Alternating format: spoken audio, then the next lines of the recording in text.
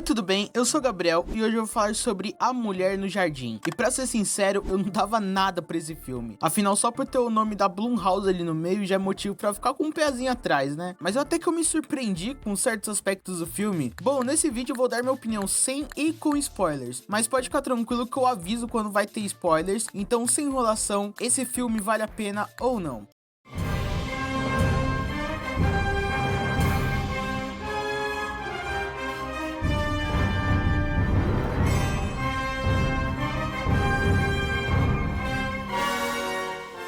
Após um acidente de carro, Ramona perde seu marido e acaba ferindo a perna ao ponto de ter que passar uns bons dias de muleta. Após o acidente, Ramona tenta seguir sua vida junto de seus dois filhos, uma menina mais nova e o filho adolescente, e tem um cachorrinho também. E eles acabam tendo diversos problemas com contas pra pagar, a casa em um estado deplorável e a Ramona ela se encontrando em um estado de luto. Mãe, tem uma mulher no jardim.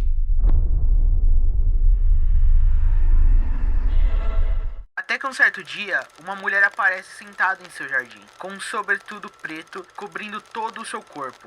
E ela fica lá, sentada, enquanto parece observar a família.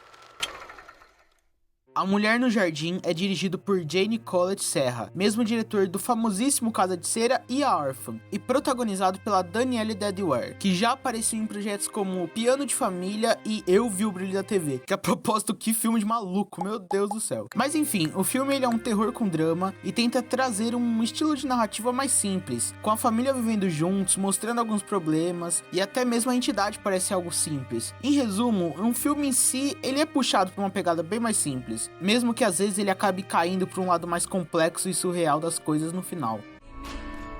Isso, que gosto é esse? Doritos? Eu gosto. Bom, a minha opinião, eu acho que a primeira coisa que eu elogio ao ver o filme é a produção. Puta que eu pariu, que produção boa. Com certeza eu poderia estar esperando qualquer coisa desse filme, menos isso. Afinal, existem diversas cenas ao longo desse filme que tem uma direção incrível, com um uso de câmera muito bom. E mesmo que não seja algo revolucionário, me surpreendeu muito estar nesse filme. E eu tinha que comentar desse ponto, afinal a última vez que eu me surpreendi com um jogo de câmera foi lá no filme Bad Boys Até o Fim. Em questão da atuação dos personagens, não tem muitos atores no filme. E assim como eu disse, esse filme puxa muito pro lado simples. E até nisso. E só deixando claro, o simples não quer dizer que é ruim, tá? Mas enfim, dos poucos personagens que temos aqui, apenas uma se destaca. Afinal, os outros não tiveram muito tempo de tela ou acabaram sendo apagados pela personagem principal. Ou só não estavam no mesmo nível também, né? Que é a atriz Danielle Deadwyler, que faz a protagonista Ramona. E traz uma atuação muito boa. Mas infelizmente não tive muitos pontos fortes a falar das atuações dos outros. Provavelmente pelos mesmos motivos que eu citei acima. É hoje o dia.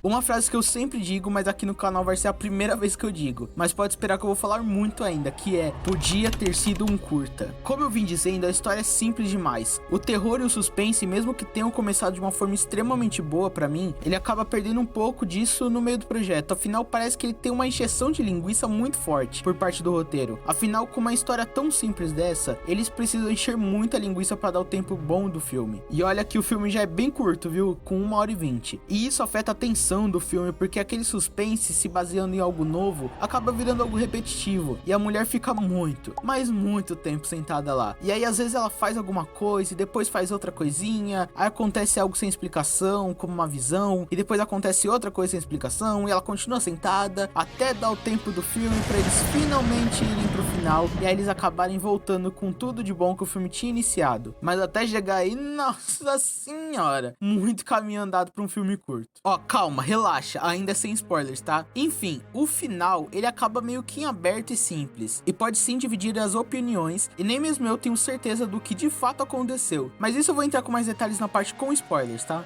Bom, caso esteja gostando do vídeo, por favor, deixe seu like, inscreva-se e ative o sininho para receber notificações de quando tiver vídeo novo. Muito obrigado e volto pro vídeo. Em resumo, A Mulher do Jardim tem um puta de um desperdício de potencial, e pode acreditar, tinha um potencial enorme esse filme. E eu acho que desperdício de potencial é uma das coisas que mais me chateia, porque me deixa um gostinho de querer ver esse exato projeto em uma versão muito melhor. Então, pra mim, A Mulher do Jardim não vale a pena, a não ser que você espere chegar no streaming pra matar a curiosidade, porque realmente tem algumas cenas que são muito boas, mas infelizmente esse filme poderia ter sido bem melhor do que ele foi. E minha nota pra Mulher no Jardim é 6. Teve altos altos, teve baixos, mas teve mais baixos do que altos pra mim, infelizmente. Bom, a partir daqui vai ter spoilers, então fique por sua conta e risco.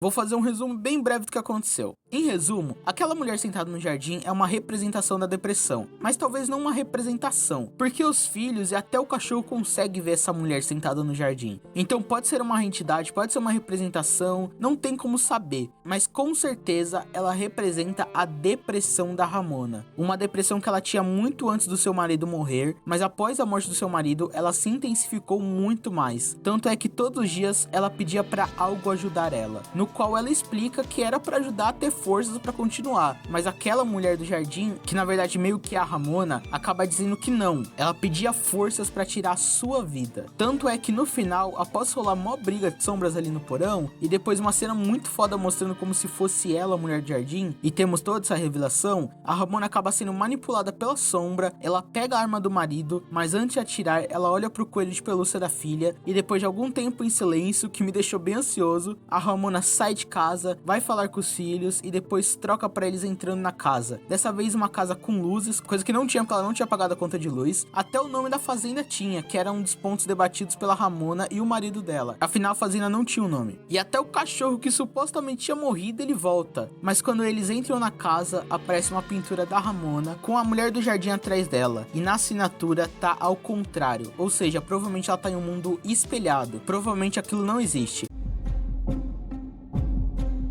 Mesmo que pra mim o final tenha sido algo bom, pro desenrolar do filme não foi. Afinal, depois de tanta encheção de linguiça, e ao ver o final que eu fiquei tipo, é sério que eu vi tudo isso pra ser só esse final? Não sei, finais em abertos eles não são um problema quando são bem feitos, mas a gente também teve tão pouca informação das coisas, cenas muito jogadas, a interpretação, e um final totalmente interpretativo, me deu uma sensação que faltou algo, faltou um sal, sabe? Agora vamos para as interpretações. Eu tenho 3 aqui comigo, tá? 2 bem famosas e uma que fui eu mesmo que pensei. Enfim, a primeira interpretação é que a Ramona realmente tirou a sua vida e agora ela foi viver no paraíso dela. Já a segunda interpretação, ela continua tirando sua vida, mas ela mata toda a sua família. Afinal, tem algumas cenas com ela, com sangue nas mãos, uma cena que ela meio que esfaqueia a filha dela, mas aí depois mostra que era uma almofada, que a princípio era apenas para sugerir como ela tá instável e pode ser perigosa. Tanto é que é um dos motivos pra ela querer tirar sua vida. Mas essa cena dela esfaqueando o travesseiro e vendo a filha, talvez remeta ao que realmente aconteceu, sabe? Aí o cachorro ela matou porque ele latia demais e ela se estressava com esse cachorro. E o filho, ele era um adolescente, desobediente, e ela estourava muito fácil com ele quando ele desobedecia a ela. E aí no final, com todo mundo junto, dá a entender que todos foram para o paraíso. Mas eu acho que se fosse isso, talvez o pai estaria junto, eu não tenho certeza. Mas agora a minha interpretação. Durante o filme, a filha dela escreve com R ao contrário. E eu realmente acho que ela tem assim desistido de se matar. Ao ver aquele coelho de pelúcia, meio que simbolizando que ela ainda tem um motivo pra viver, que é a família dela. Tanto é que uma das primeiras coisas que ela fala ao sair da casa é que a tal da mulher do jardim não vai voltar aquela noite. Talvez ela volte algum dia, mas ela vai estar preparada pra isso. E aí tudo se encerra bem, e o nome invertido na assinatura pode ser apenas uma homenagem à filha dela, que ela ama demais. Ou seja, ela meio que venceu a depressão, pelo menos naquele momento, e teve uma redenção e agora tá buscando ser uma mãe melhor para sua família.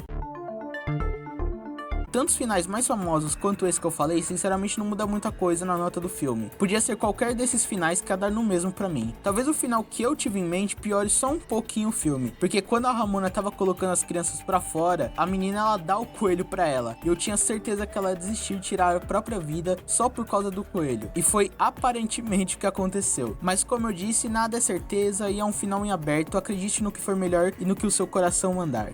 Bom, o que vocês acharam do vídeo? Vocês já viram o filme? Vão ver? Concordam com a minha visão sobre o final do filme? Deixe sua opinião nos comentários que eu vou adorar responder todos vocês. Muito obrigado e tchau!